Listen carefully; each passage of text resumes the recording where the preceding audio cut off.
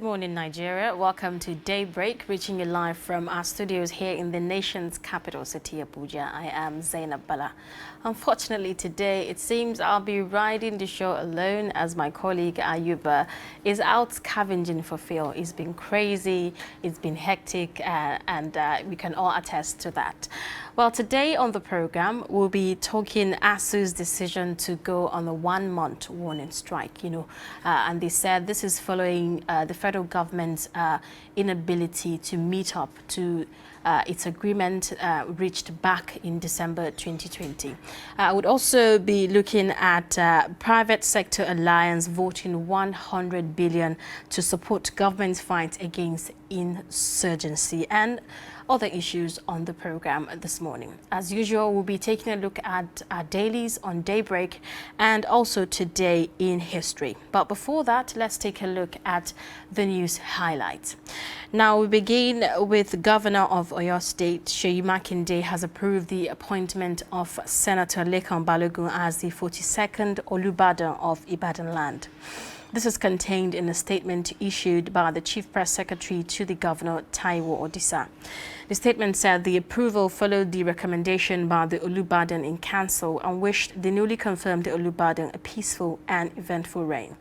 Governor Makinde also approved the revocation of the amended Ibadan Chieftaincy Declaration regulating the selection to the Olubadan of Ibadan Chieftaincy stool.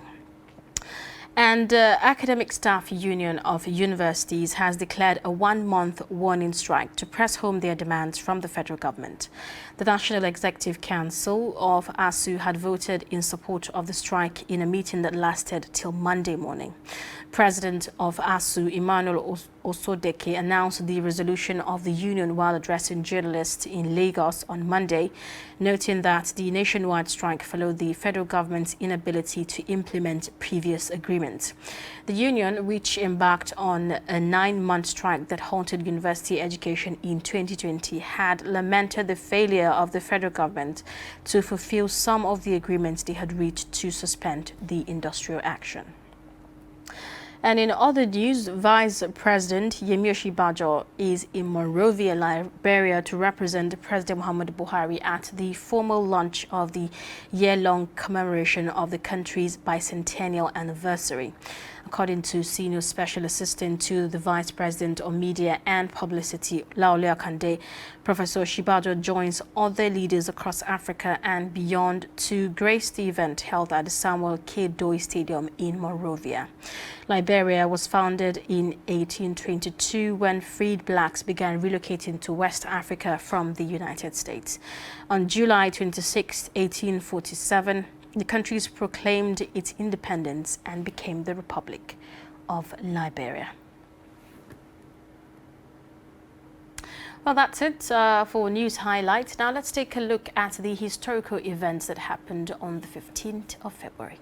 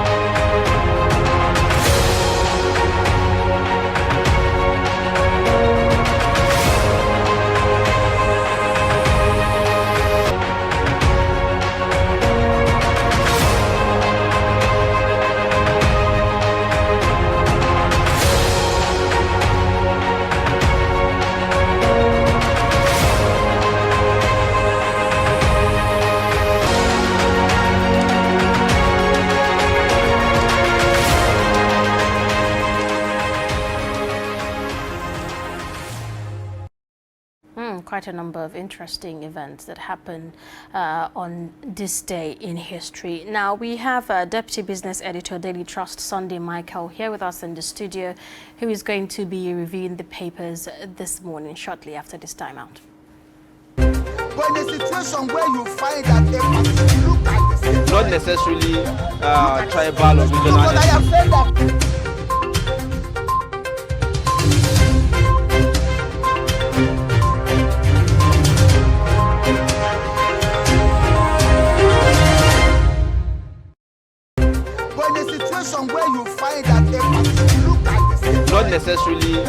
tribal or regional. But I have said that.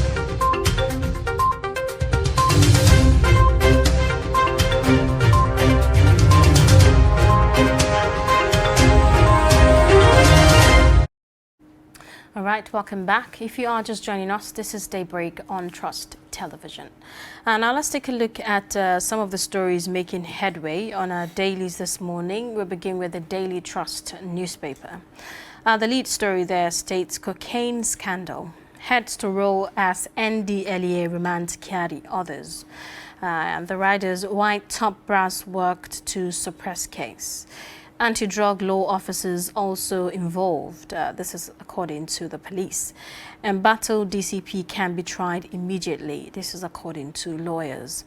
And then there's a breakdown there of video evidence of DCP Kyari's alleged involvement in a drug trafficking. Quite explicit. You see other stories right at the top. Impeachment. Zamfara CJ inaugurates panel to probe deputy governor.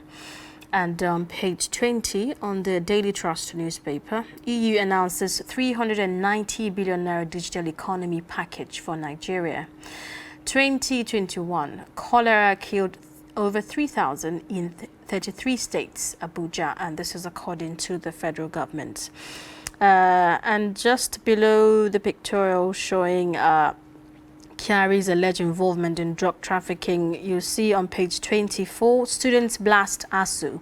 Federal government over strike, threaten protest. You also see the story about Osun Police, Civil Defense disagree over attack on Arigbeshola. Adulterated petrol, queues persist in Abuja, Lagos, others. You'd also see the story about 2023 presidency. Allies defend Emefiele. And in other papers this morning, on the Punch, you'd see drug business. Police tackle NDLEA. Agency detains Abba Kyari. 4 others. You see the riders there that say Kyari runs drug cartel that passes through Brazil, Ethiopia, and Nigeria. That's according to the NDLEA. Arrest your officers on payroll of drug barons. Police reply anti-drug agency. DCP went on alleged illegal operation while on suspension, says the NDLEA and others.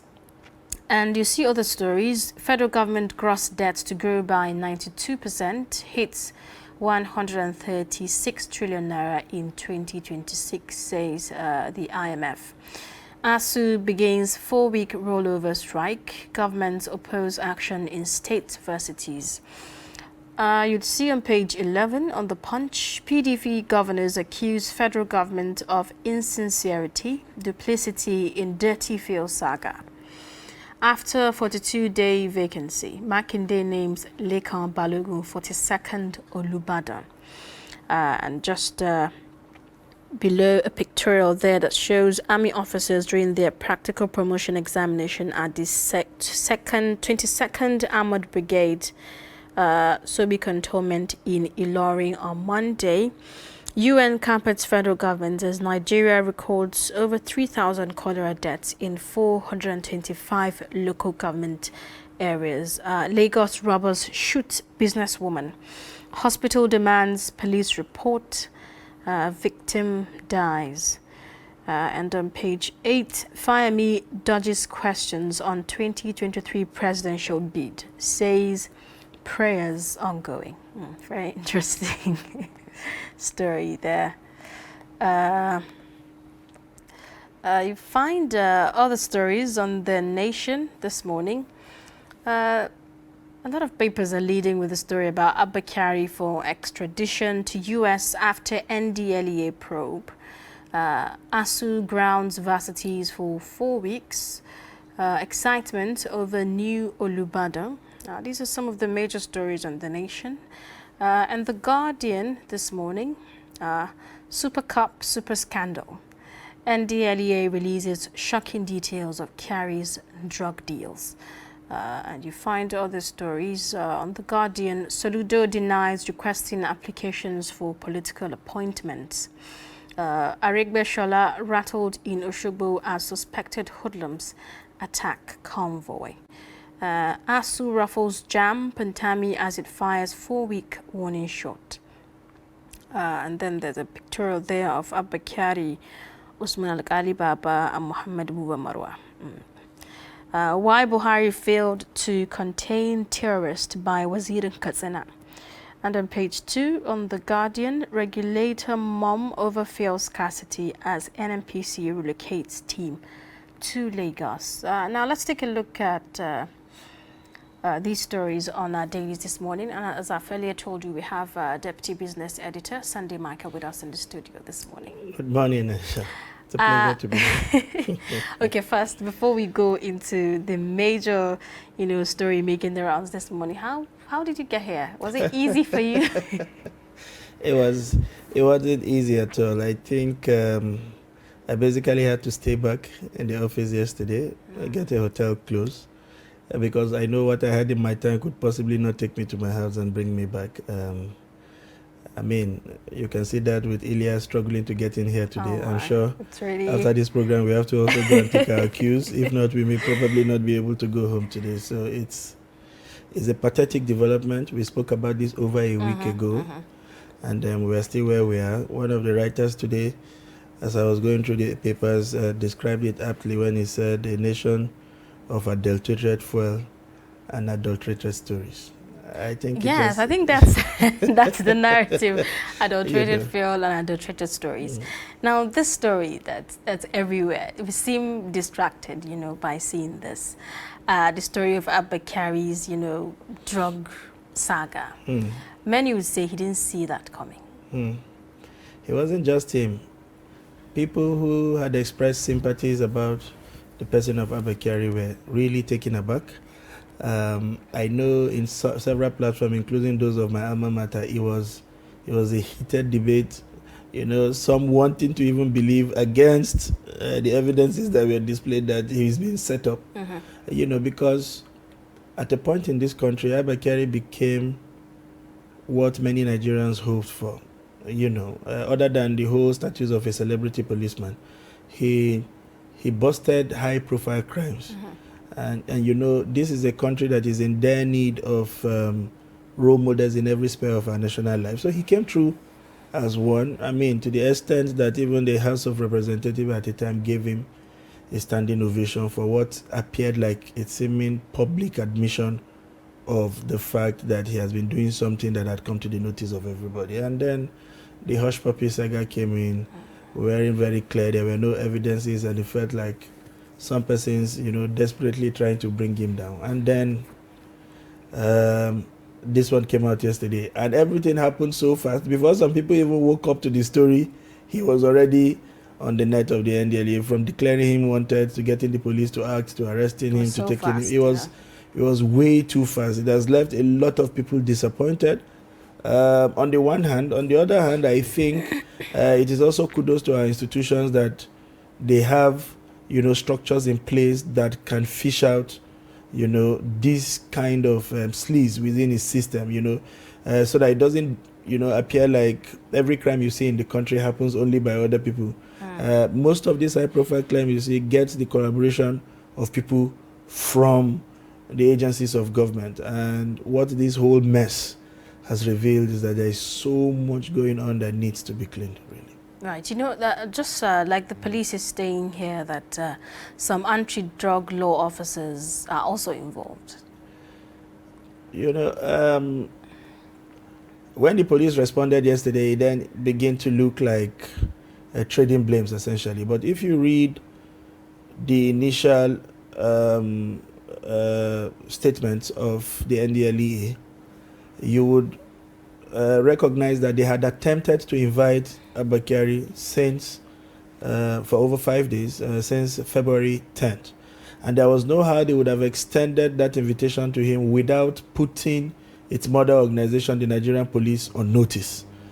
So even if Abba Kyari had failed to turn up as a person, the police would have been able to coerce him to show up at the NDLEA office. He didn't do that. The police also failed until they had to use the name and shame approach, publicly issued a statement declaring him wanted. And since he was a celebrity He was a poster boy for the Nigerian police. That indicted them so much. They were forced to swiftly act and handed over both Abba Kyari and his own men, high-profile police officers for that matter, to the NDLA, and then you are coming out to say the NDLA officers are involved. If it's a covert operation, naturally, the people involved would have acted with you as though they were cooperating on to the point where they are comfortable enough, to bring out this operation. So maybe when we go to trial, when he's eventually charged to the court, we will begin to understand the extent of involvement of both the police and the NDLA. There is no doubt, there is no exonerating anybody. Like we rightly mentioned, it is impossible for this kind of high-profile crimes to be committed without support from people from within. The question really is fishing out these bad eggs, and purging them out of the security agencies in this country. I like these headlines, The Guardian, super cop, super scandal. This doesn't look like a good image. What image, does this create for the Nigerian, not just the Nigerian police, but for people who are there to actually stand for it's a major scandal. It has the capacity to further whittle down what is already a suspect in the relationship between the citizenry and the Nigerian police. Even though all of us grew up to become accustomed to the slogan that the police is your friend, the public conduct of police officers have never suggested this. Citizens have come under brutal malhandling and all of that. I mean, the recent issue of the NSAS protests, we all are testimonies to how much distrust that exists between the citizenry and the police. And to then have this type, I said in my opening statement, he was a celebrated cop person. And I could speak from my own personal experiences. We have had times where we needed intervention of some police hierarchy, and we got recommendation to speak to Kyari. And he intervened forthwith, and we got those issues resolved. For once, people started thinking, you will forgive Nigerians at some point, even calling for Abba Kyari to be made the Inspector General of Police. At a time, he was that much loved, he was that much followed, he was a celebrity corps member, more or less. He handled high-profile cases, he resolved them. Everywhere there was crisis, everybody had hoped, state governors hoped that the police would deploy the Abba Kyari team to come in and, fix those kind of crises. So it was that kind of following that he had, that kind of enthusiasm that followed whatever he did. And then all of a sudden, everything, started unpacking with the revelation by Hush Puppy. I mean, somebody jokingly put it in the social media. He said, a policeman by morning, a tailor by afternoon, and a drug at the pharmacist by I mean, a mild way of putting it. You are wanting in the morning, which you acknowledge by noon. You are recommending fashion designers to scammers, and then by evening, you are involved in the sales of drugs. I mean, and look at the size of these things. Promising to offer as much as $64,000 cash for these cocaines to be taken out of the coffer, what has already been seized, to be taken out of the coffers of government and replaced with dummy items and then sold to the street. Nothing can be worse. You cannot retrieve guns from criminals by day and then sell drugs. That has become a major cause of worry for us in this country. We are seeing teens and young people going into drugs and, aided by that intoxication, doing all kinds of things, carrying out all kinds of atrocities within our society. That has become a major source of worry for this country. I mean, so it's unfathomable that by day you are seen like somebody who is trying to prevent crime, and then by evening your actions directly, inflate the very crime that you seem to fight. Because there is really no how you can separate crime and drugs. They seem to go hand in hand. I mean, it's difficult. Well, we're going to be following that, and we get to see how that pans out in court. Now, another story of interest is the one about ASUU declaring to go on strike just yesterday. Could you react to that? What triggered my memory was when I saw the notice of event. They said 4 weeks rollover. Use those languages in the bank when you give when you issue an overdraft, you say Rollover. rolling, this Which means overdraft is subsequently rollover. So if you pay there's going back, to be we more. roll it over for months. So what they are saying in essence is, let us not use the word indefinite. That sounds rather very big and very discouraging. So we say 4 weeks rollover. It looks like a 4-week thing. If after 4 weeks you don't meet our demand, we roll over for another 4 Right. weeks. And who knows? So this can go on for another 1 year. No, I was also looking at another statistics of interest, and that was saying this is the 15th or so strike in about 21 years. That's My huge. goodness. It means every other year there had been a strike in the last 21 years. It's amazing how much time we have robbed from the young people of this country, being unable to basically resolve a crisis that has been there forever, and designing templates, to forestall this kind of occurrence and find a way to move forward. It's appalling. You now begin to understand why parents of means have completely lost faith in public institutions. The fundings are not adequate, the standards are dropping, and then you have teachers who are in the classroom on Monday, and by Friday they are gone on strike, then they return on Monday, and by Tuesday. And the effect of this constant strike is that you have all kind of distortions on the academic calendar. Now, we are talking about 15 times in 22 years. We are not talking about strikes that were occasioned by, let's say, issues like the COVID-19 pandemic, where everywhere had to shut down. So this incident closing and opening has ensured that, for instance, even the lecturers have not been able to continue to get, constant development, that is needed to also impact knowledge on the student. And then the student is here today, tomorrow is there, the day after is here. I mean, who pays the price for all of these distortions in the life of people who are supposed to be leaders of tomorrow? So it is taken for a norm now in this country that if you are sending your words to a public school for a 4 or 5 year program, it may just end up spending 6 or 7 years, for no fault of his, for not failing any course, but just basically this kind of distortions from failures, both from ASU and the federal government. So it's another painful episode. I hope that, in fairness, that we don't continue to drag this thing until this administration ends up, as we have seen with the fuel subsidy thing, ends up, passing it to the incoming administration, really and then don't we hope continue it to have becomes those that kind way. of distortions in our calendar. We're also seeing that students are threatening to protest, against this.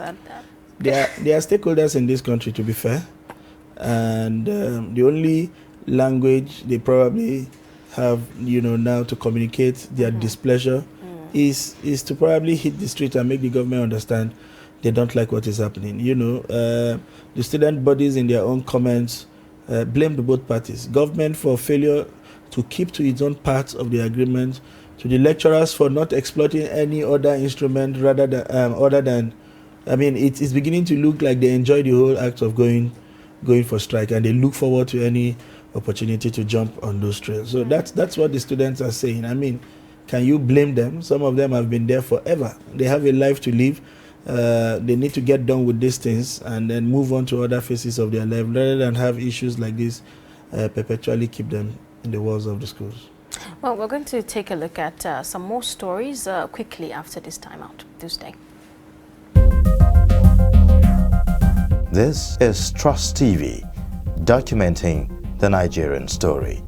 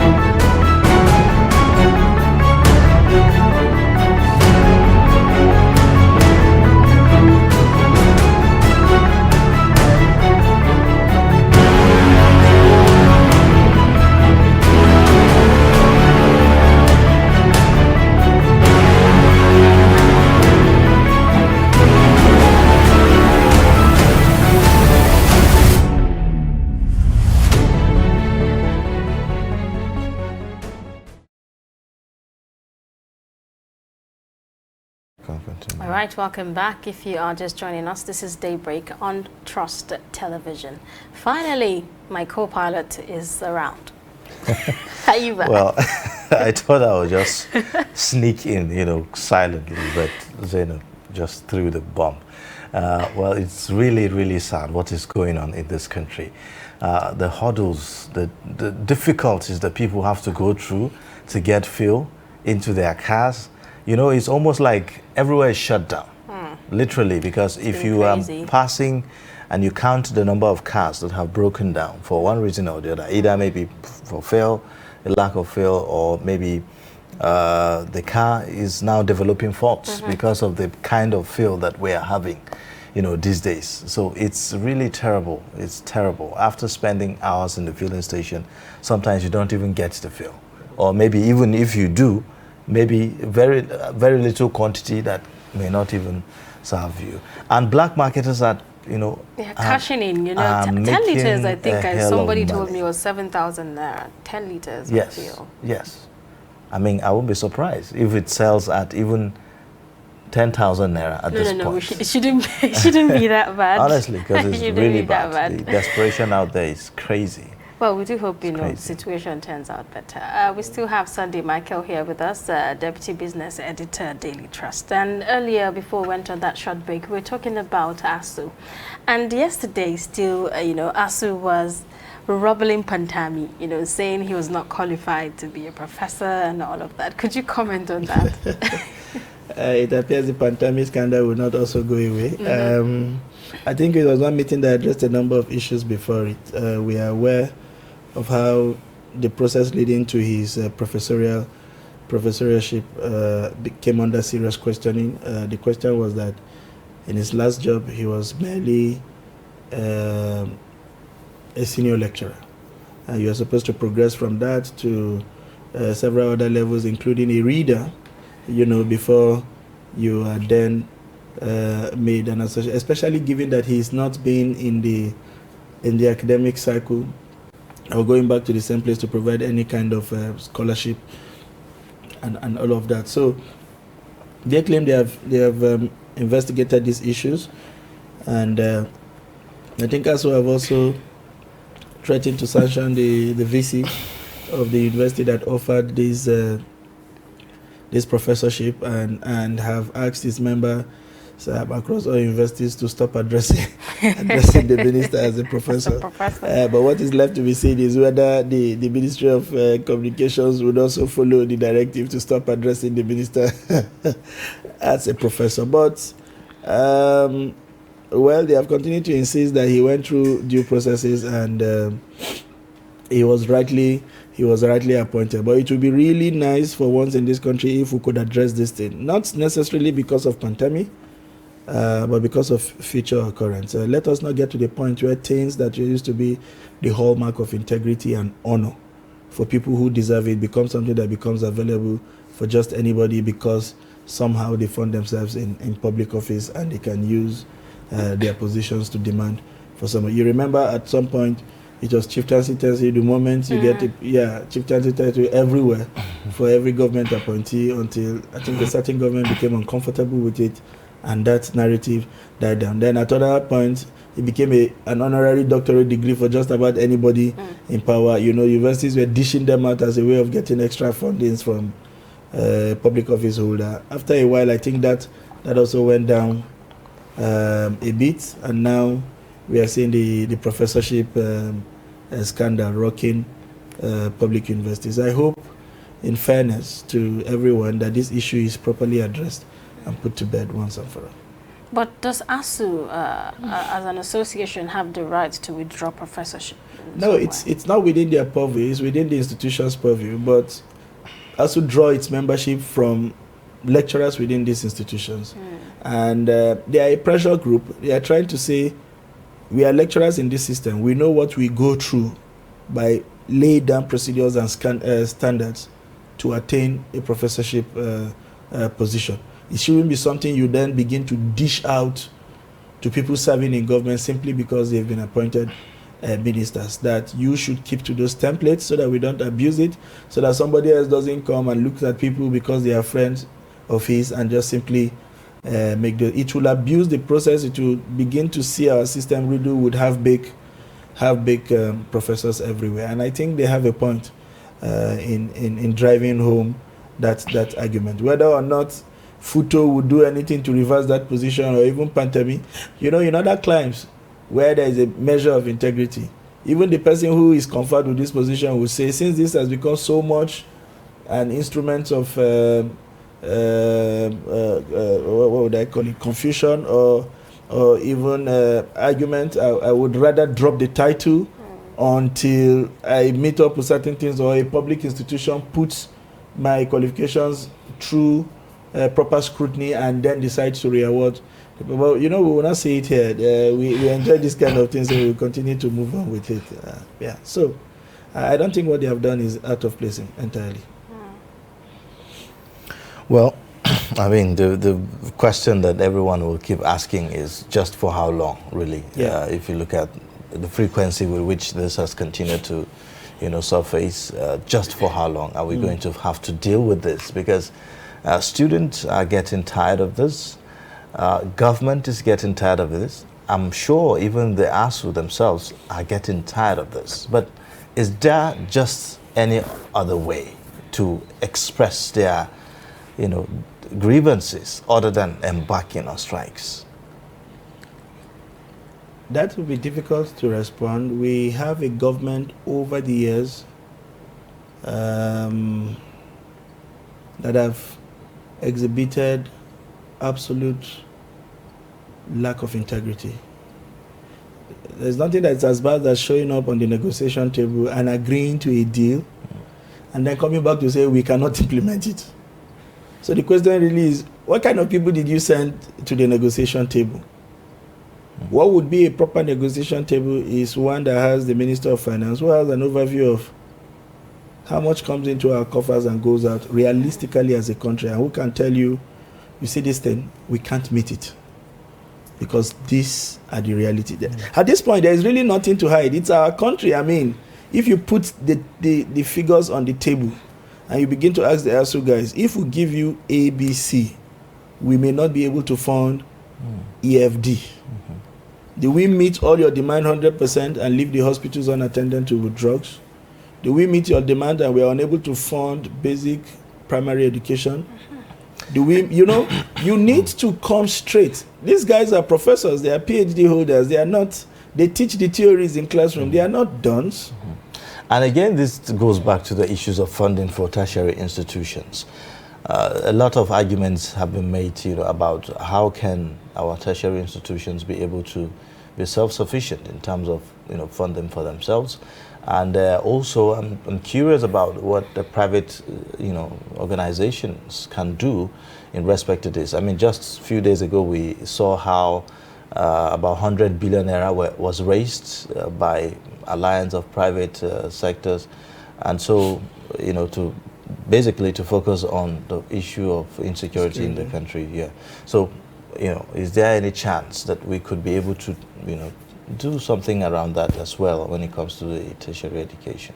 If we have to refer to what the private sector did in terms of raising funds, that's just ad hoc.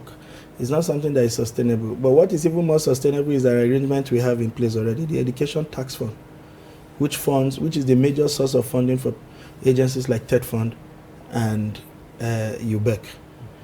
The Education Tax Fund tax a particular percentage of every company in Nigeria that declares profit in this country. And that runs into several billions of naira. Those are the interventions you see in all of the public and private schools. Public schools in Nigeria, whether owned by the federal or state government.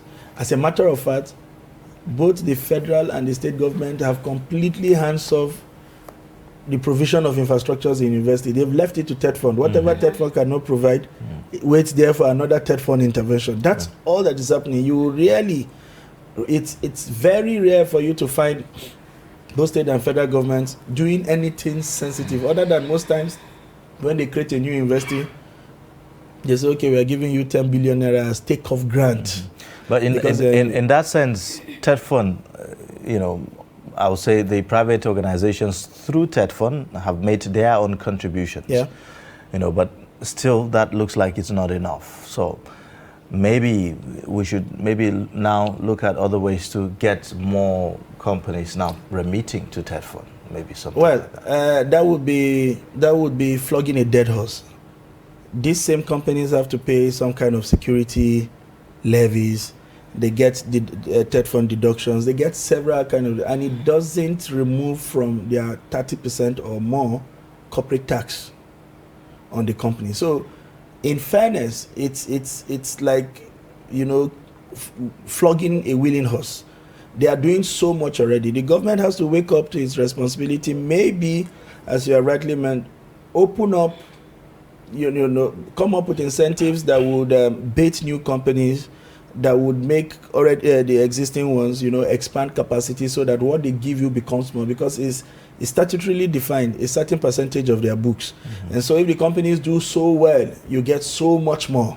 If they are not doing well, you get whatever is a percentage of what they are doing. So it would be expanding that bit by overall making the economy work so that you get more entrants into that basket of people that can pay. Otherwise, the only other alternative is ask students to pay more.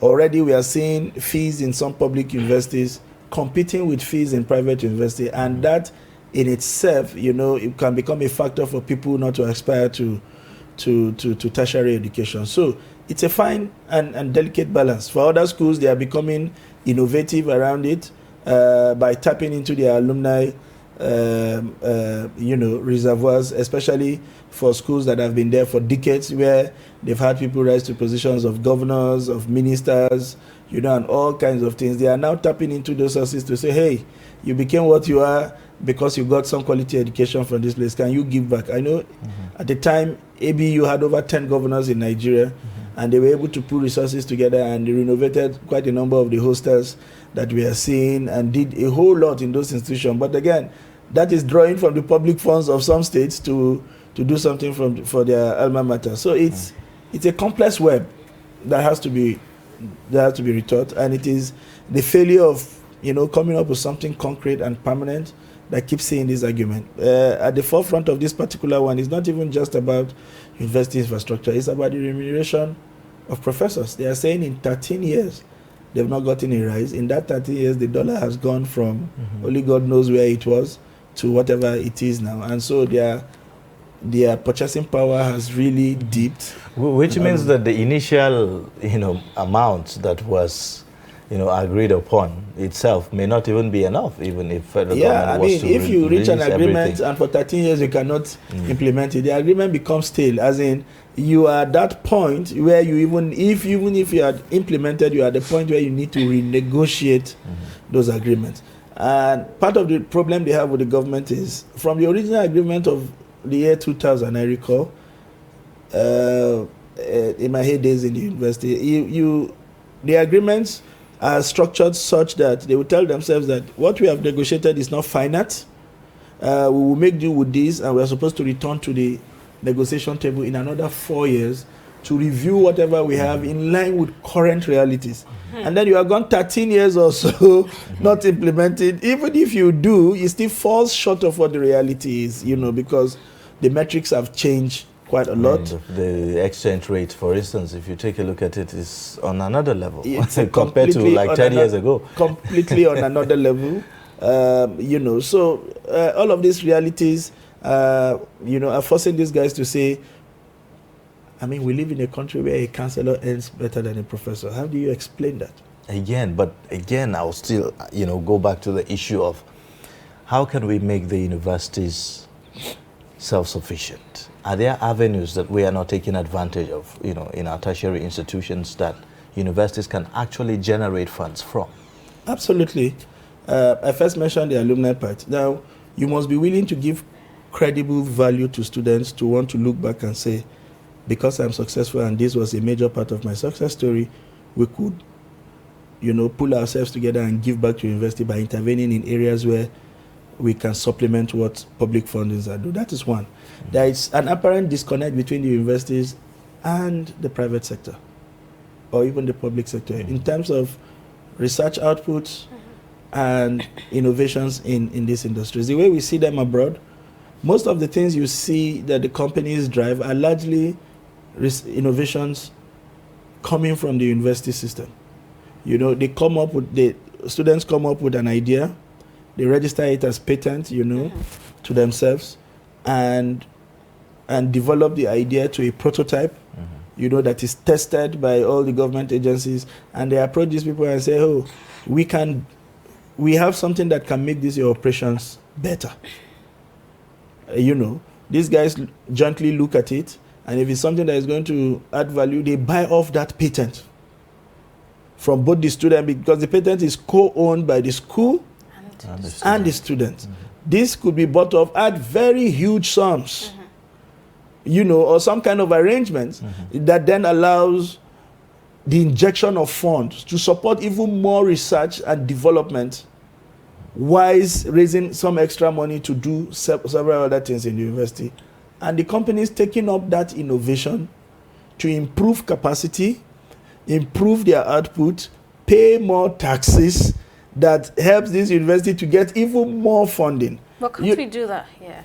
It's a big problem. You show up in the universities and it's not like they're not doing enough. There is so much lying there, but these institutions would rather go and import technologies from abroad, from China and the rest that are ready made. I mean, if you take a look at the tons of projects that students do every year, you know, amazing. Sometimes I really wonder, isn't there any idea there that could translate into something? There are absolutely, especially from the sciences and there is no way that these ideas do not exist. What is a failure is a reach out, whether by the institutions, by the universities to the corporate world, or a reach out by the corporate world to the institutions. They are definitely not talking. There is no organization in the middle that is making that conversation happen. We have become so lazy, even in the corporate world, that we don't want to develop anything. We see that institution as something different. There is no interaction. We would rather look up and see what China has put up in the shelf that has gone through all these processes that we are talking about, that we can just pay money for and take straight. If you show up in all of our universities, especially the ones that are science inclined, you will see all kinds of machineries, either for processing cassava or for processing all kinds of raw materials that we have, or even for you know, all kinds of value additions on the things that concerns us, but nobody is taking them up. We would rather, for instance, I showed up at an enterprise innovation activity for university, and I saw a student design a machine that can make pounded yams. But the ones we see on the Amazons and the rest are pounded yam machines made from China. You know, for people who don't even understand what these things are. You know, so it beats your imagination. And there are several areas, several kind of innovations that we have seen, but basically these institutions are not talking. And until we begin to do these things, money would not flow from the institutions who have this money into the university using any. I mean, most of the big universities we have in the world today started as workshops. Exactly. You know, providing solutions, and the world was buying those solutions from them, and they kept expanding and kept formalizing. I showed up in another university and I saw alternative blocks that could deliver cheap and affordable housing. Nobody is talking to them. And because those innovations have been patented, you can't go and copy it. But they would rather remain with what they have that has not changed the narrative for Nigeria, rather than show up and multiply this kind of innovation. Now let's look at it from this angle. Could there be an argument in the fact that maybe the institutions, the tertiary institutions that we have, do not have what is needed to, you know, teach children in such a manner that they can actually, you know, innovate some of these things that we are talking about?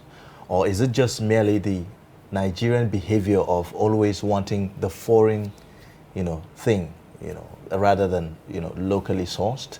And then also, is it the problem of corruption, in the sense that maybe people do not think that they stand to gain as much when they patronize, you know, locally sourced, you know, things, rather than, you know, when it is from abroad and all that? In fairness, it's a bit of everything. There is, from the standpoint of communication, I can tell you for a fact that there is not sufficient information about what the universities can do and how much the private sector know about what is available that they can scale. The funding for scaling is with the private sector. The ideas for scaling are with the universities and the polytechnic. So there is not much information from both. The universities have not designed offices or appointed officers whose business it is, as well as private businesses that go out to do marketing essentially. And innovation is on ground. You have done all your work. It is ready for scaling. Nobody will come and scale them until informations are going out to prospects to say, we have this kind of thing that we would like you to look at it repeatedly. And that is why you have the Government Agency for Science, NOTAB, that is supposed to promote this innovation. But how much of this promotion, it will some kind of fair once in a year, and only God knows how far they reach out to people to even participate in those fairs. People should have no other briefings every day than waking up and showing up in some important big organization with huge funding available and demanding to speak with people at the top, where you put out these presentations every day and tell them the opportunities that are available if this kind of scales, or even talking to banks and saying, we could do this if you can provide the fundings for us to modify this equipment and put them out there. People should be doing that. That should be their business and nothing else. From the private sector, they should also deliberately, like you rightly mentioned, be reaching out to see whether they can find opportunity for scale. Some companies have reached their wit end. There is nothing else they can do other than what they are doing. They cannot expand their balance sheets any further because the only thing they know how to do is what they are currently doing. They are looking for opportunities to scale. And they want opportunities that are scalable. They want to see who is that person that can come up with something different that can offer as an alternative maybe to the Kekema Peps of this world. Which medical department has come up with some kind of prototype in drug design that we can immediately put funding into and refine and put and get approvals and put on the shelves of Nigeria. Most of the things we call maganin gargaja today, that seem to kind of give some kind of result, but has its own side effects because of the problem of measurement and quantity and all of that. If fundings come into those things, we can drive them from where they are, the crude point, to a point where they had gone through all kinds of chemical trials, and that makes them safe for human consumption, addressing issues that would have rather spent billions of naira importing drugs from either Pakistan, India, or China. So there really needs to be a synergy. There are agencies that already exist because these ideas have been there forever. They are not new. Maybe the agency is not getting funding, or maybe they have the funding, but they have no idea how this should run. Something should drive this process to allow for a synergy between all. And that is the only way we can move forward, really. I mean, the last time I was saying this, and I like to give this innovation, we talk about the Aba shoes, and I've said it here. We say made in Aba. But have we interrogated the components of that shoe? That the rubber comes from the west because the rubbers are not planted in Aba. That the leather comes from Kanu, the hides, because they are not done in Aba. And that the chemicals come from the Niger Delta, from the petrochemical companies, because they are not done in Aba. So the real thing the Aba man actually does to producing what we call Aba shoes or sandal is the craft, the intellect to weave all of these different components together and then puts them on the shelf as a finished shoe that you come to admire. So if you purchased one pair of the made in Aba shoe, you had kept the hide and skins man in Kanu at work, thereby providing for his family and what. You have also kept the rubber plantation man in the west busy with his farm because somebody is going to take the rubbers from him. You have kept the petrochemicals going because you have had to buy your dye and chemicals to process those skin into things that will not be perishable and become that fashionable shoe that you wear out to your occasion, whether to the Owambes or wherever that everybody comes to admire. So at the end of the day, which part of this country has not been impacted? So I think it's sheer ignorance that we do not understand how these components feed into. It's just like Nigeria doing business with itself. Basically, if you look at that if model, we were to produce that applies, I believe, to if we were to sectors. produce a car today or support the Innocent car, every car has anywhere between 3,000 and 6,000 components.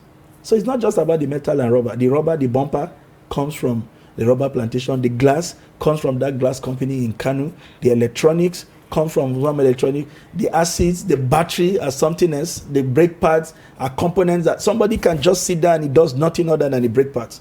And that's huge business. Or does nothing other than a glass, or does nothing other than the foams. All the vital foams and the rest would then begin to branch out into car seats and acoustics, and the textile companies will then begin to provide specialized fabrics for these vehicles.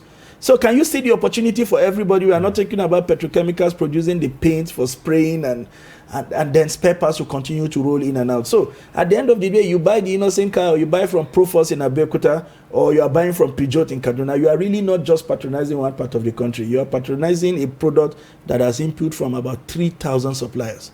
So until we begin to tell these stories like this, and everybody begin to see how one item could draw components from everywhere, we don't really understand that we are doing ourselves a favor by patronizing what we make. Well, I mean, after this, it's just apparent that we are sitting on gold. Nigeria is, sitting right on top of the resources that is needed to make everything work, really. Absolutely. From the education to security and the rest of them. Well, let's take a quick break now, and then when we come back, we'll be rounding up our conversation on the newspaper.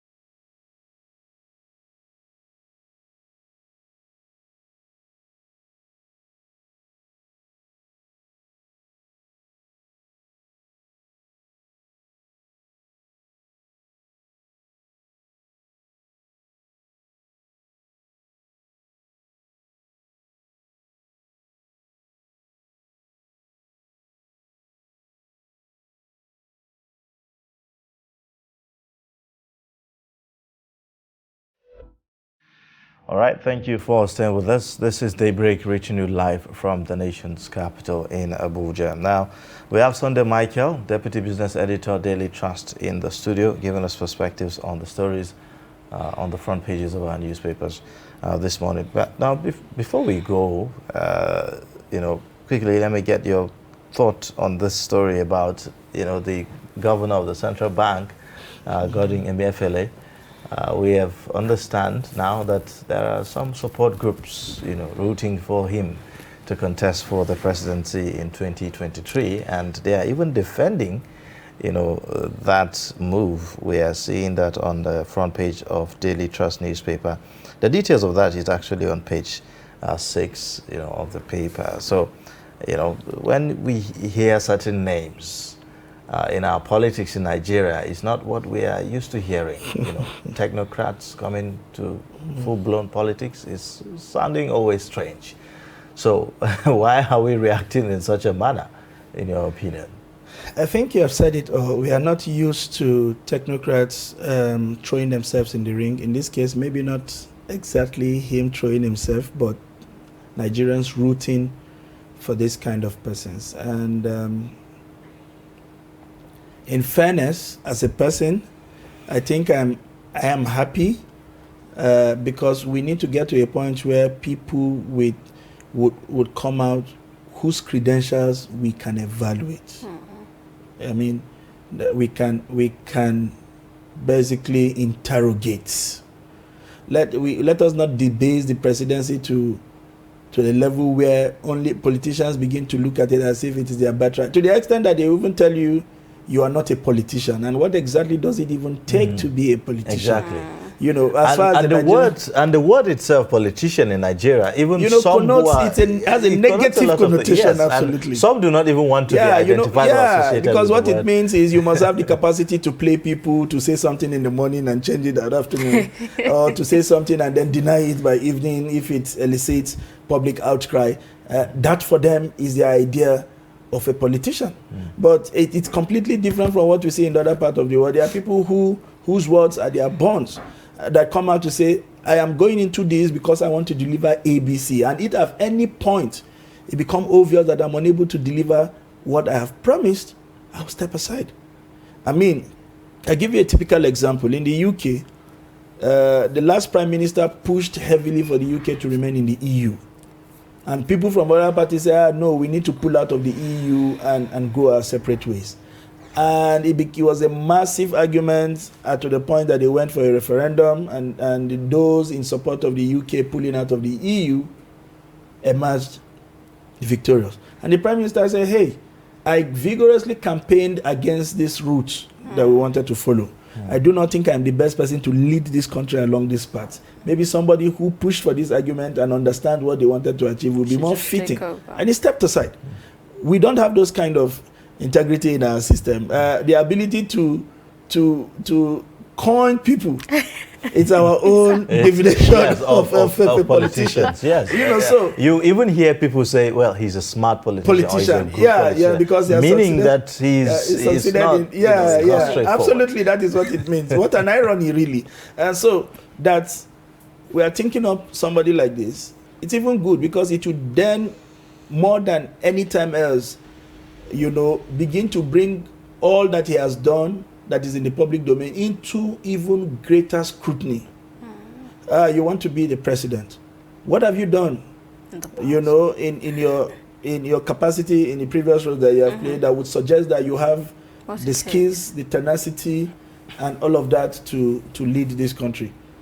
And okay, you were there, you did ABC and XYZ policy. If we didn't see value for it, why do you think you can do anything better? It will subject all of the claims by the Central Bank of Nigeria to have impacted this economy into a more greater scrutiny.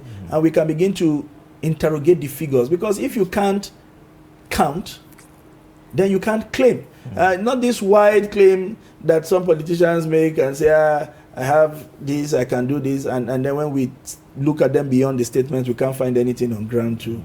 And then governors behaving like it has become their birthright to transition from the governor's position to maybe the Senate or probably, we must take it out of the the purview of those people and expand it so much so that people who have demonstrated competence in their private practice can genuinely aspire not just for the president of ICOM, because with the community of Emefiele aspiring here, what it does is it opens up the eye of other people to say, maybe not the president, maybe the governors of our state, maybe the House of Representatives, not this docile House of Representatives that do nothing other than when the governor sends in something he's interested, and in 2 days they pass it and return the documents and get their private jeeps and sponsorship to all parts of the world to go and rest as a fitting reward for becoming stooge of governance. All right. Well, thank you so much for coming on Daybreak this morning and sharing your perspectives with us on these stories on our front pages. Always very, very interesting. And we do hope you don't get to find the long queue as you go to I pray and hope so too. One thing is sure, I will be in the queue before you come out of the studio. Maybe I will get out of the queue faster than you, but in the interest of everybody, we hope these issues are resolved. And the chances of coming out of the studio early enough are not really there. So I don't know. Maybe someone will just come to maybe I will buy rescue. more than my budget, and when you come out, we'll find a way to I split. think that could work. That works. Yeah. Well, thank you so much. It's We'll my be speaking pleasure with again. Sunday Michael, the Deputy Business Editor, Daily Trust. Now, we'll take a short break, and then when we come back, we'll look at other issues on our table this morning. Please stay with us. Lai Mohammed said the unfolding event in Canada, where truckers protesting COVID-19 vaccine mandate blocked roads and resorted to inconveniencing others and their subsequent branding as terrorists or insurrectionists, in addition to a number of clampdowns by the government and private organizations, smack of hypocrisy and double standards. Jimmy Watson, the mayor of Ottawa, Canada's capital city, has also declared a state of emergency in the city in response, saying the protests posed a threat to residents' safety. During the NSAS protests, which culminated in the blockage of public roads and massive destruction of government and private property, Canada was one of the countries that spoke out in support of the protesters. Recall also that Twitter actively supported the NSAS protesters and even raised funds, while GoFundMe was used to raise funds for the protesters. These are the same entities that are now rushing to distance themselves from the protests in Canada. He recalled how the same Canada and its now collaborators in silencing the truckers' protest were at the forefront of supporting a similar mass protest in Nigeria in the name of NSAS, which culminated in the blockade of public roads and massive destruction of government and private properties. The crowdfunding company GoFundMe has shut down the campaign to raise funds for the truckers after they raised about USD 10 million.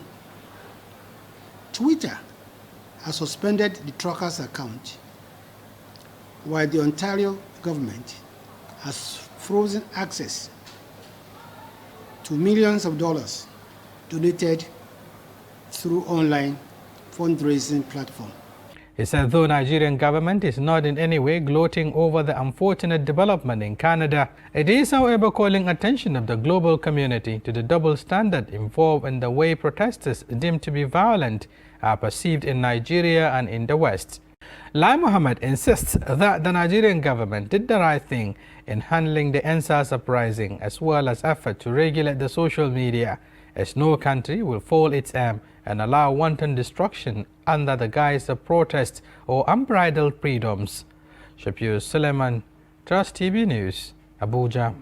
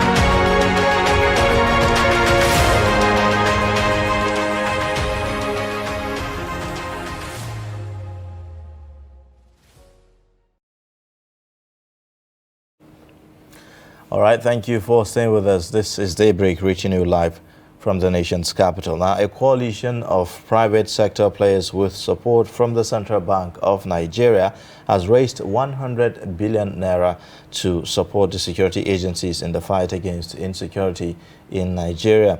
The chairman of Heirs Holding and the United Bank for Africa Group, Mr. Tony Elumelu, said the group had revved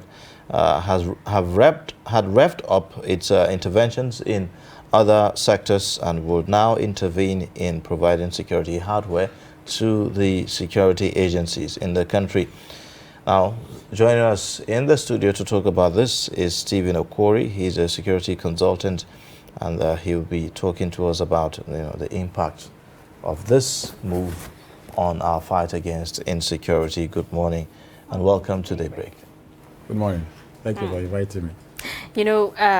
When this donation, was made, the question that a lot of people ask is how much, impact can this money make? Yeah. If you recall, some time ago that I was here in your studio, I said security anywhere in the world is not cheap. Mm-hmm. So it means that it's a sector that really requires funds to see how to drive the sector, to see how citizens are protected and property as well are also protected.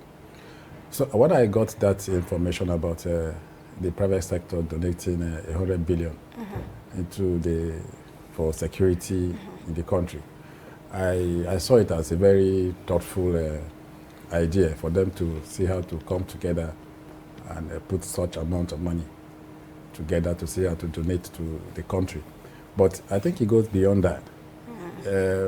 It's not just about donating the funds or giving security agencies the funds. It's about, for me, putting a monitoring system or mechanism in place. That's on the part of the private sector now, the people that are putting the money together, the companies, to see how to monitor and really see that the reason why they are putting the funds together to purchase such hardwares and all that are truly accomplished. So, we keep hearing about stories how funds are being diverted by these security agencies. So for these monies that is coming from the private sector, I think it behoves on them to see how to properly follow up on the channel and how it's being distributed or disbursed. Now, in what specific areas, would you say that we need to be, I would say, put this to use? There are so many things in the budgets of the defense, for instance. You have personnel costs, the running costs and all that, and then also capital expenditure, but, apparently we need more. We need to see more in the spending of capital expenditure, isn't it? Yes. In this sense, how much can this do in the acquiring of military hardware and the rest of them? For me, I think the way to go, it's technology. If the bulk part of the money can be put into how to provide technology in fighting insecurity, because there's a lot that technology does now, So I think that they should look out for sophisticated, more modern technology to see how to fight these insecurity issues that we are having, and try to see how to boost the morals of the personnel that are in the battlefield. A lot is said about them not being motivated, and the area of training and retraining of personnel too is also cause for concern, because if you look at it, they will tell you that they have these gadgets or equipments, but for me, if we have them, how well are our people or the personnel experienced to see how to operate this technology or the gadgets we are talking about? So I think for me, there's need for training and retraining for them to truly be acquainted with how to go about this operating these gadgets. All right, now Now, with this donation, yes. Many would say it looks like the private sector has quite a lot to offer. Yes, you see, they have quite a lot to offer, because if will have an unstable society. The private sector are businessmen or women. If you ask me, they are businessmen. So for their businesses to thrive, without hindrance, we need to have a stable economy or a stable society where the number of threats and risks are reduced drastically. For instance, if you look at the Global Peace Index, Nigeria is ranked 146th position out of 163 nations that are there, And if you look at the Global Terrorism Index, Nigeria is ranked number 3, in the world. So these things scare foreign investors, and you see the private sector, they need foreign investors, or foreign partners to even come into the country to see how to boost their businesses, And of course, that threats, of course, affects businesses, no matter how small, we are talking about people that have national and international corporations, companies in the country here. So the idea for them is to see how to have a relatively peaceful country where if they go to war, investors or foreign partners to come to partner with them, they won't have this fear. But by the time these foreign partners begin to go globally to look at what is happening in Nigeria, they become scared of coming to the country. So I think they are trying to see how to put these funds together to see how the bottom line is that it's for their own interest. That's basically it's for their interest. Yeah, of course. In some way it is, and the generality of Nigerians. Of course, yes, really. yes. Now, again, the military is not the only, the bulk is, they take care of the bulk of the issues when it comes to security. But again, they are not alone in the fight. They are also working with civilians. For instance, we have the civilian JTF, for instance, and then you have other vigilantes, spread across the country. How can they also benefit from some of these interventions, by private sector? Because if you look at the way some of them operate, it's very, very crude, in the sense that some of them do not even have vehicles that they can move around. Yes, we've seen efforts by some governments, but again, they need more, isn't it? So how can they also, take part in some of these kind of interventions? Security is everybody's responsibility, both formal and informal. We want to categorize the vigilante or the civilian JTF under an informal arrangement or try to see how to curb security issues or challenges. So if the formal agencies like the military and the police synergize with the informal, such as the vigilante or the civilian JTF, I think it will go a long way to see how to bring results on board. So in disbursing the funds, the necessary agencies that will partake in doing that, for the vigilante as well to be part of what the funds that they are trying to bring on board, they need to look at it on how to go about it, because whether we like it or not, the civilian JTF or the vigilantes are really putting certain things on the front burner in the area of trying to fight insecurity in this country. So it's for them to see how to bring them on board as well, to see how to synergize, because they need to be equipped very well, And you see, these challenges are there. And when you begin to look at the Constitution, there's no way, you can't find anything that will benefit or make them stand on their own, as the vigilante groups now. So I have said times without number that there's need for the government to see how to put certain laws in place that would fit in or bring on board vigilante so that they can as well complement the efforts of the former security agencies. Okay. Now, how important, is synergy between the private sector, and the federal government in driving the nation's economy?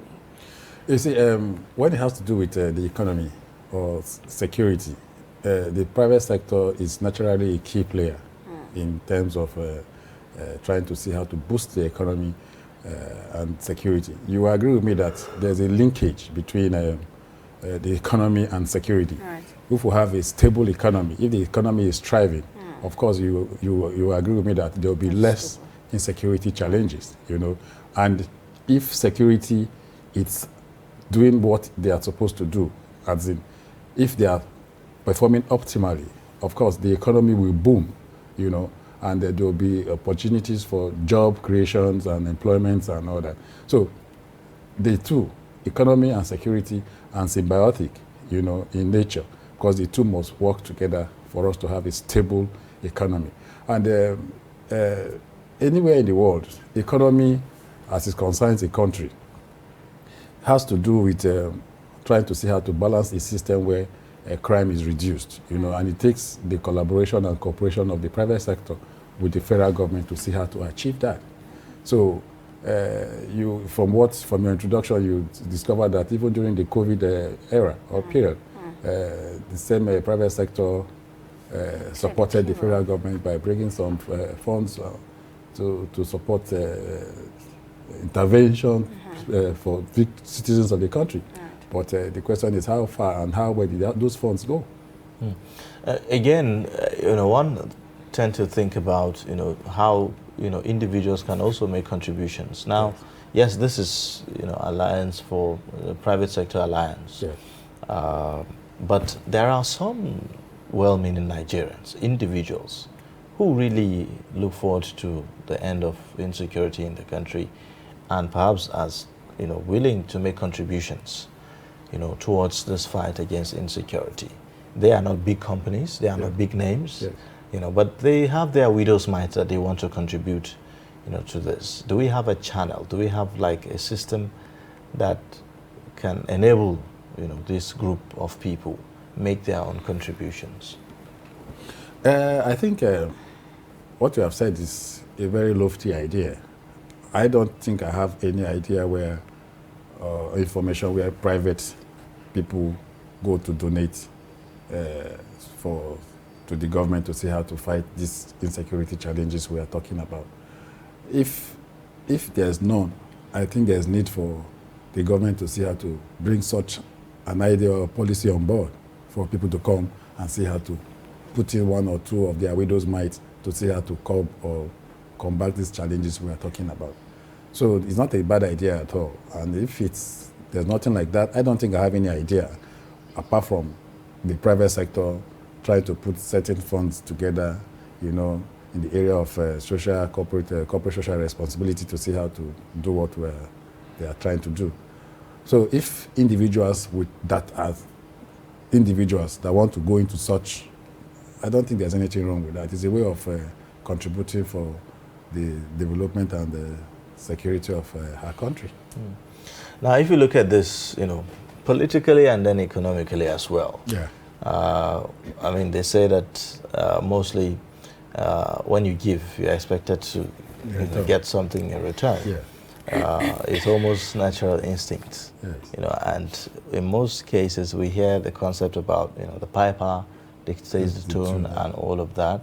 So while we see donations, you know, from the private quarters, are there likelihoods of, you know, some kind of people try to influence our institutions because they've made donations and contributions?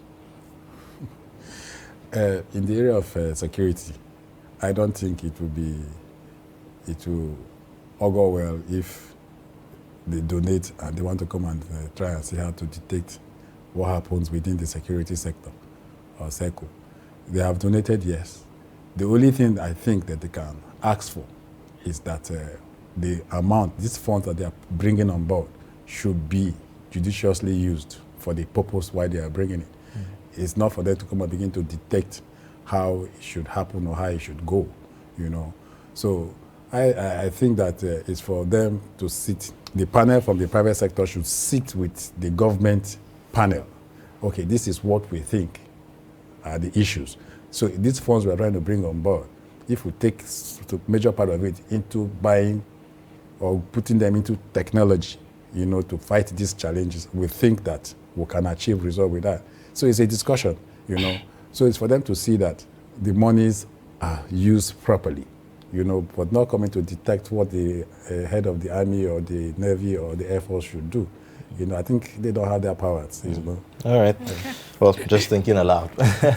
All right, we'll take a quick break now, and then when we come back, we'll take a look at other dimensions to these discussions. Recently, there have been this declaration by the NDLEA on DCP Abba Kyari, who is a top police officer, known for engaging in, criminal investigations that have shown significant results in the past. But here we go again. Now we are seeing that he's been dragged into this, and where are we heading with this? That's what we'll be looking at when we return from the break. Please stay with us.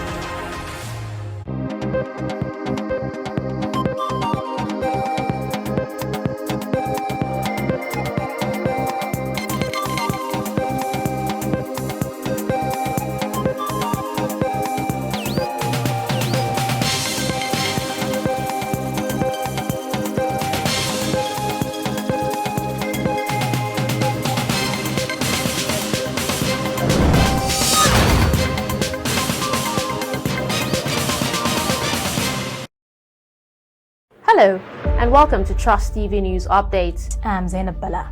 For more news, follow us across all our social media platforms.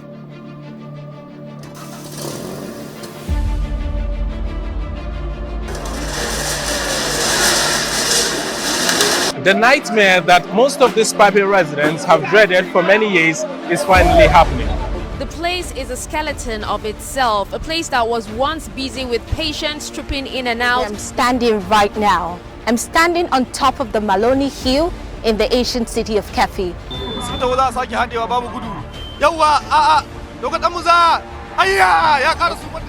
Corporation, I know communities where they are contributing to buy locally manufactured guns to defend themselves. Being a Nigerian entrepreneur, and I am going to be taking you on a journey to show you the beautiful, the motivational and resilient nature of Nigerian entrepreneurs. Behind me is the Arewa Textile Mill, established in 1963 and eventually closed down in 2004. We are still going into some other hideouts to see if any apprehensions will be made tonight. Let's travel down to Shekau, a community in Yobe State, to talk to Shekau's mother on what she thinks about this development. Well, even to be a magistrate is a funny thing. Yes. Have things changed? Is there more corruption now in the judiciary? What can we do about it? Well, this is one of the internally displaced camps here in Gusau, the Zamfara State's capital.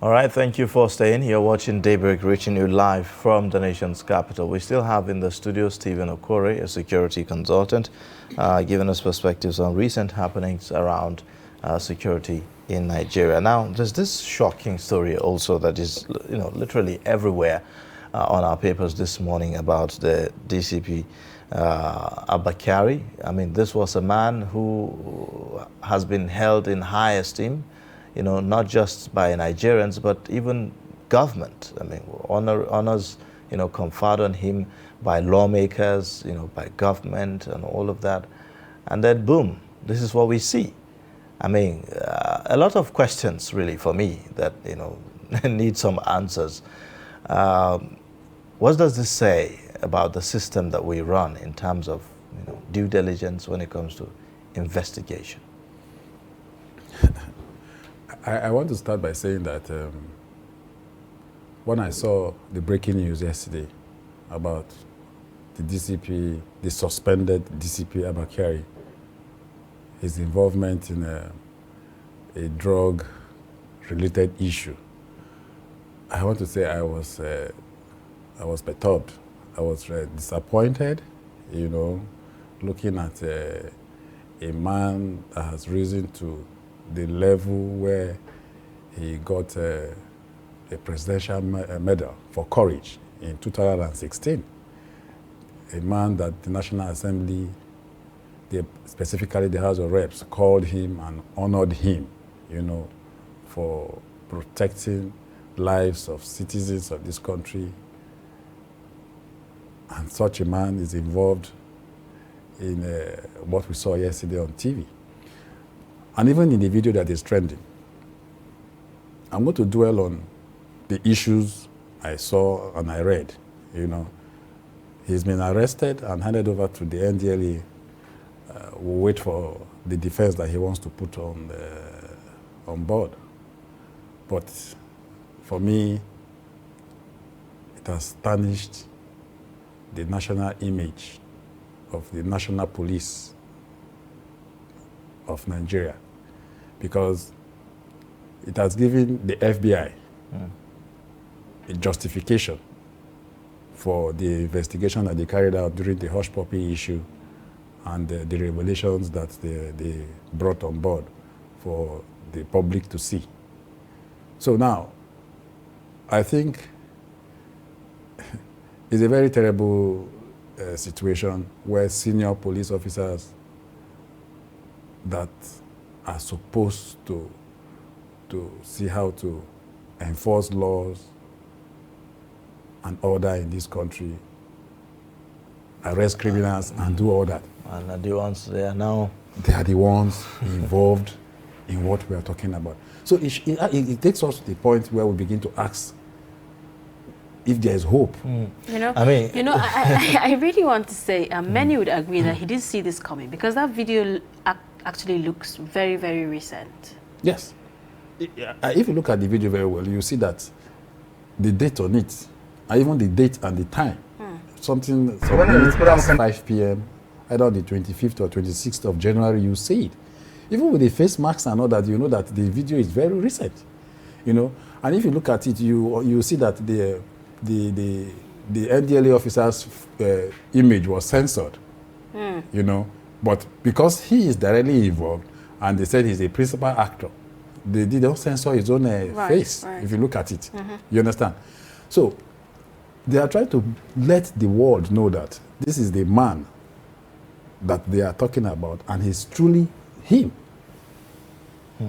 I mean, if you say it's truly him, I mean, what's the likelihood of getting anything out of this? I mean, we've seen the Gandola saga also, you know, in video, you know, evidence like this, exactly, you know, that everyone saw. It was on social media everywhere. Yes. But at the end of the day, nothing came out of it. It was just shelved and, you know, put somewhere under the carpet and all of that. Perhaps because again, you know, the implication of all of this on public confidence, on the institutions of government, you know, our police, our NDLEA itself, because I'm sure that Abba Kyari is not alone in this. At all. There are even some NDLEA officials, this is a cartel, customs officials, even, you know, even military officials, you know, that are engaged in some of these things. I've personally had to interact with some of the, I would say, enablers. I would call them enablers of smuggling. And I got to understand that they have the backing of some security officials. Obviously. You know, for doing what they are doing. Exactly. So the implication of this on public confidence as to what do we even, who do we believe, you know, in a country like this where we see this happen? You see, my brother, Nigeria's situation, I don't know. Each time you look at things like this, they will tell you that it's the Nigerian factor. X, Y, Z, I don't know. It's very pathetic for us to find ourselves in this situation. It's a national disgrace. A lot of them are compromising. We have a lot of bad eggs in the system. We're just seeing his own. There are a lot of them that are doing it and they are going scot-free. They compromise. Imagine that we have in this country over 1,000 routes that smugglers bring in small arms and light and ammunition into this country, unchecked, unpoliced. What are we talking about? They compromise. The customs are there, the immigrations are there. They even this Abba Kyari's situation or saga, NDLA officers also compromised. The ones that are working in the airport, in the Alkanobian International Airport there, they compromised. They were almost, the couriers, they were almost getting out of it, going with it before. Could this be part of the reasons why maybe we are not seeing an end to insecurity in the country? Exactly. We have bad eggs. And it takes us to the point where due diligence is not even done. Background check, proper background checks are not done. Even if they are in service, there's nothing wrong with you trailing, investigating them, you know, secretly to know, because the way or manner they even spend monies that is not supposed to, you know, when the Deputy Commissioner of Police, for example, you know how much he earns per month, and you know, and all that. Yes. So if he spends way above his budget, you know, you should begin to ask questions. Yeah. All right, now let's get other perspectives. We have joining us.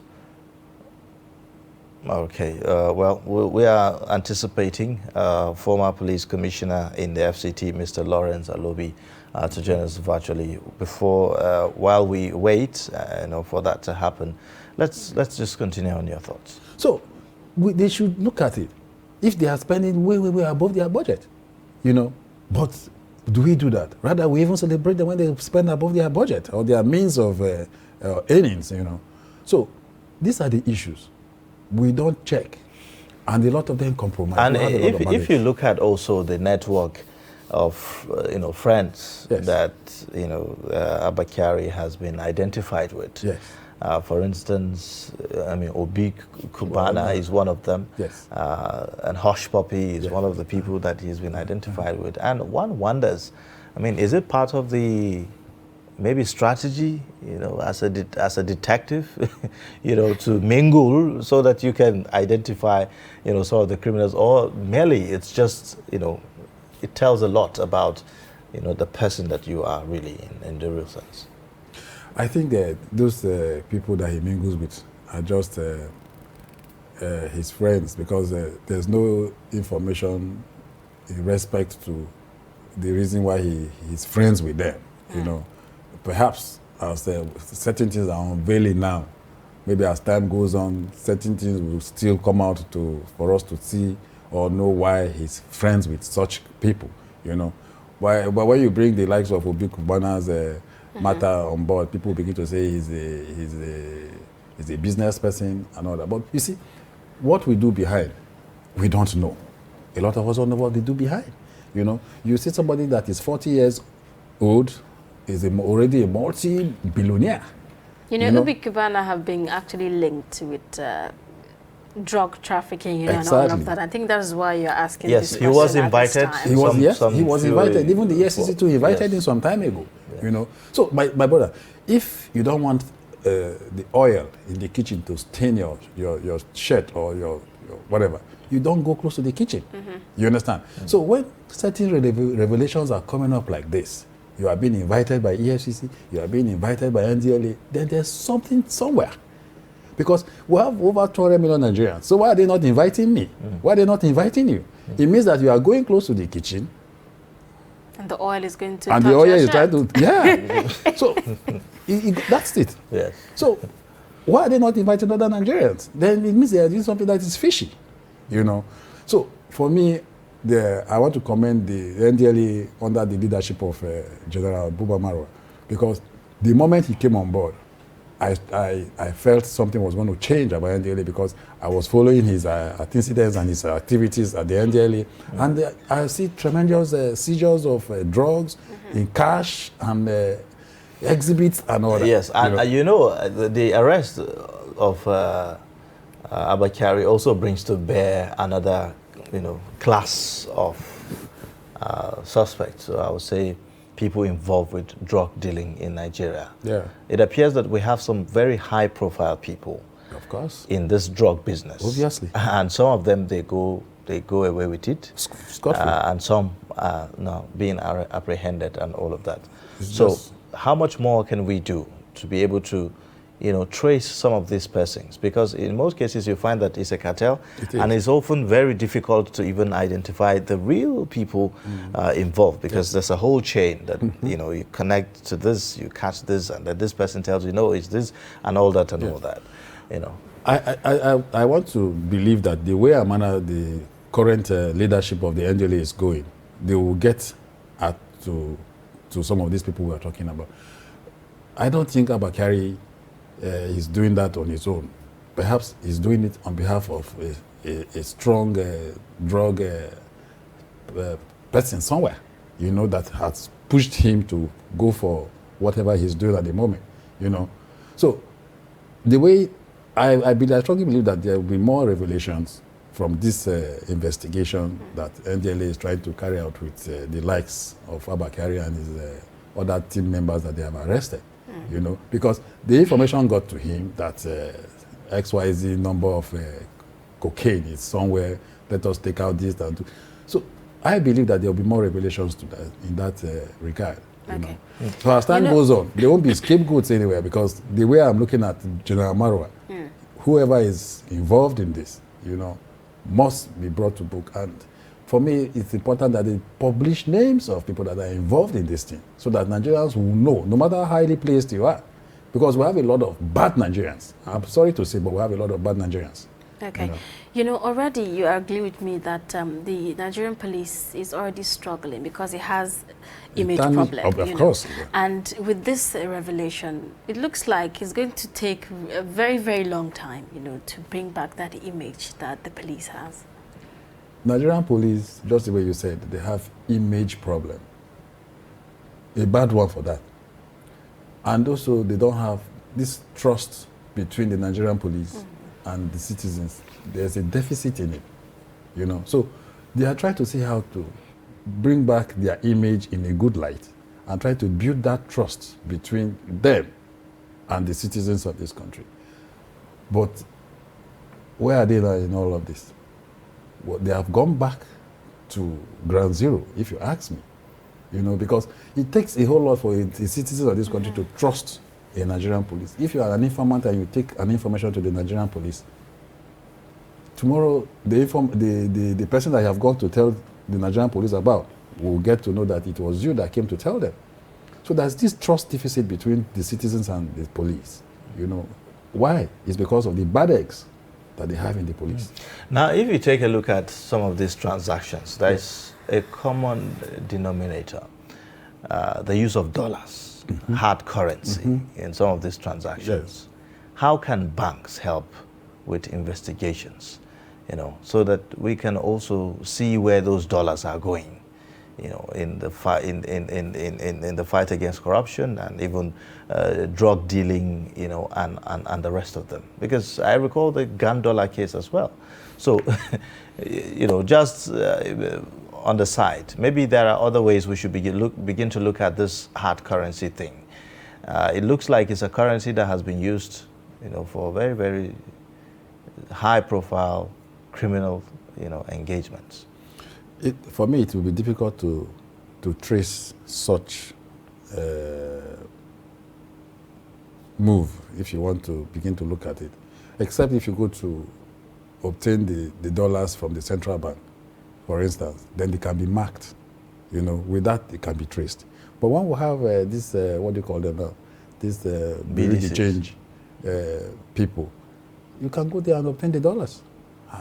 They are in business. If you bring the naira, they are ready to give you the dollars. So, and you know, of course, it's very easy to carry. Imagine the 35 million naira in an envelope. You know, that's about $61,000 in an envelope. It makes it easy to How carry. about making it electronic? You know, the dollar circulation itself, strictly electronic, you know, by between the central bank and whoever, you know, wants to do business. It means you want to take certain people out of business. Especially the northerners that are into this business. You want to take them out. I mean, that's already happening, isn't how it? many of them are, how many of them will gladly go into electronic transaction when it has to do with the business they are doing? You know, so for me, I think it will be. But it's something that the CBN can do, isn't it? Already we are seeing them making some kind of policies.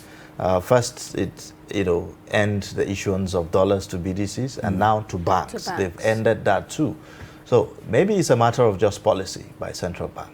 I'm just thinking aloud. I understand. I understand what you're saying, but it's the way of trying to see how to curb these challenges we are talking about. But how far can it go? You know, that's the problem. You see, it's not about bringing these policies on board. It's about implementing the policies. You know, we have a lot of policies that are there that we are not even implementing. Hope you're aware of that. So, if they try, they should try. They would look at it and see that the policy that they are trying to bring should be a friendly kind of policy that will not affect. Because if you bring some kind of policies on board and you take a lot of people out of their business, you know the consequences there. Because these people have families that they are taking care of and all that. So, if you take them out of business, I think that crime will begin to increase. But I think that the proper thing to do is to see how to monitor. You know, if these BDC operators go to obtain dollars, you know, there should be proper check. How much are you taking? You know, your address, and most of them don't even have address. So if you give dollars to BDCs, they just go away with it, provided you have exchanged the necessary thing that you're supposed to do with them, but they go about their normal business. Okay. Now, with this case now on the surface, many people want to see, a trial happen and subsequently see where the case goes. Yeah. With the way things are going, where do you see this heading? Do you see a trial coming up really soon? In the case of Abba Kyari? I hope the trial will commence very soon. You understand? But you know the problem with our judicial system. You know, if you see the case in the Kano Hanifa's case, the guy in question openly confessed how he did it and everything and how he went about it. He appeared in court some 2 days ago or so. What did he say? He said he wasn't guilty. A lot of people said his lawyer picked holes in our weak judicial system, and that prompted him to actually to say that. Say such. Yes. So, exactly. You see, even in the case of Evans, he first agreed that he kidnapped and did all that. But the moment he appeared in court, he even said in court that he was guilty. But when he went back to prison, the next time he was appearing before the judge, he said he wasn't guilty. And it has been dragging there in the last 4 or 5 years. You know. So these are the issues. The judicial system, there is need for an improvement in the judicial system for quick dispensation, you know, so that whoever is guilty, they should charge. Look at for instance, there was this case of a lady that brutalized a little boy in Akure that used a razor blade to cut the boy's body. You see, the boy's intestine was almost coming out. This thing happened last week or so. But as of yesterday, the magistrate had sentenced the woman to 4.5 years in prison. So you see how quick that was, you know. So we should expect something like that. But when the evidence are glaring, yes. But you know, in this case, the issue of the judiciary is on the one hand. Again, the issue of prosecutors is also another issue. Yeah. Often issues about investigation, due diligence in terms of investigation has been raised as part of the reasons why. Some of these high-profile cases do not get this kind of speedy trial that Nigerians will desire. So, in terms of gathering evidences and all of that, yes, we've seen a video, that was released by the NDLEA. But is that all to actually prove a case of that magnitude? The video is one. The dollars that he came to offer the NDLA officer as part of his own share of the funds is also there.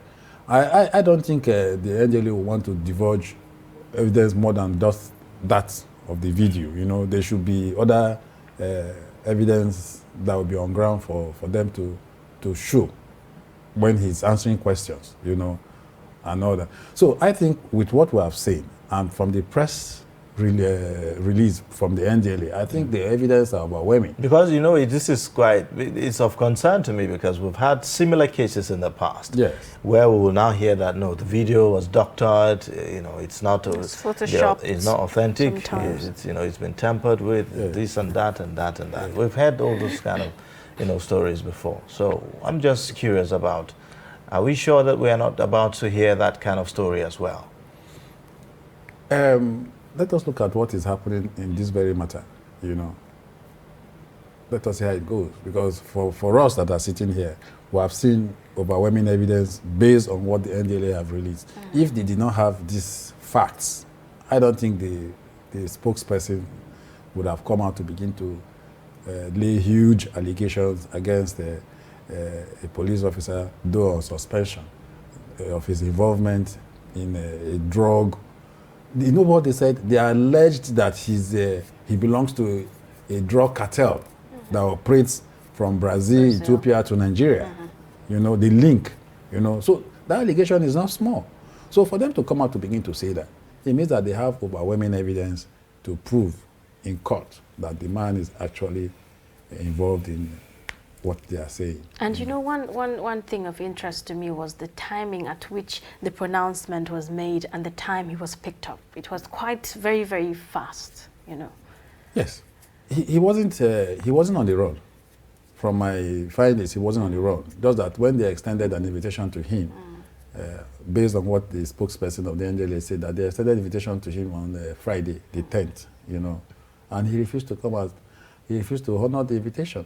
And that as he's speaking, he has not honored the invitation and all that. So after this press statement, they are going to declare him wanted. So when they did that, I think they wrote to the police, or they informed the police, and the police had to go and arrest him. You know, for me, I felt that he would have honored that invitation on Friday. There was no need for him to not to honor the invitation. But it's more embarrassing now, you know, because he did not honor the invitation. All right, well, thank you so much.